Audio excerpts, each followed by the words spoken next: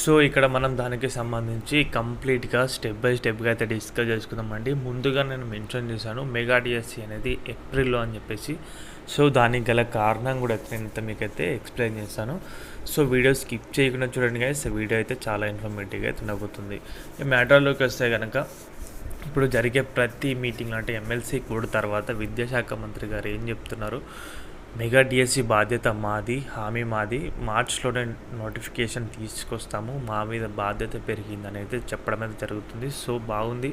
Notification అనేది మార్చ్‌లోనే వస్తే కనుక ఇంకా హ్యాపీ అనేది చెప్పొచ్చు. బట్ ముఖ్యమైన కారణాలు చూద్దాం.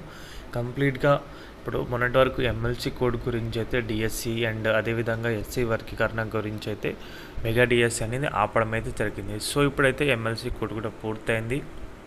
వర్గీకరణకు సంబంధించి ఇంకా నివేదిక వన్ మ్యాన్ కమిషన్ నుంచి రావాల్సింది. దానిపైన ఆల్రెడీ ఇప్పటికీ ప్రెషర్ అయితే పెరిగింది. బట్ ఏం చేశారంటే ఇప్పుడు వర్గీకరణ నివేదిక అనేది తప్పకుండా వస్తే ఈ మంత్ ఎండింగ్లో రావచ్చు, లేకపోతే నెక్స్ట్ మంత్లో రావచ్చు. ఎందుకంటే వర్గీకరణ అనేది కంప్లీట్ అయిపోయిన తర్వాత దాన్ని 1-2 సార్లు చెక్ చేయడం అయితే జరుగుతుంది. ఎందుకంటే వర్గీకరణ అనేది ఆషామాషి విషయం అయితే కాదు, అంత తొందరగా వెంటనే మాటల్లో అయ్యే విషయం అయితే కాదు. కాబట్టి దాన్ని 1-2 సార్లు చెక్ చేస్తారు. ఇప్పటికే మార్చ్ ఫస్ట్ వీక్ అయితే కంప్లీట్ అవ్వడానికి అయిపోబోతుంది. సో, ఇంకా సమయం అనేది ఇంకొక 3 వీక్స్ సమయం అవుతుంది. సో, ఈలోగా వర్గీకరణ అనేది వచ్చినా కానీ అది అఫీషియల్గా రావడానికి కూడా కొంచెం సమయం అయితే పడుతుంది. మీరు కూడా ఒకసారి అయితే ఆలోచించండి.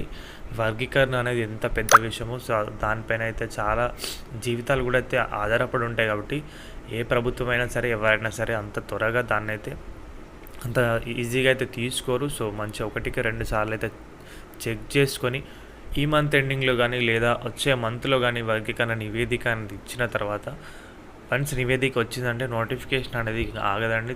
త్వరగా దానికి సంబంధించి పూర్తి ప్రక్రియ అనేది పూర్తి చేశారు. ఒక